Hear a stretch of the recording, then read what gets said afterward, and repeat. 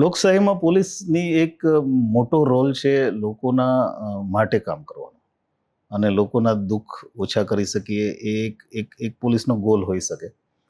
સાથે સાથે જે લોકો ગુનેગાર છે, એ ગુનાઓ સાથે જોડાયેલા છે, જેને ટેવ પડી ગઈ છે ગુનો કરવાની, એની ઉપર સ્ટ્રિક્ટ એક્શન પણ પોલીસે લેવા પડે. એટલે પોલીસની હંમેશા હું એવું માનું છું કે પોલીસ અધિકારી તરીકે આ ડબલ રોલ એણે પાલન કરવું જ પડે.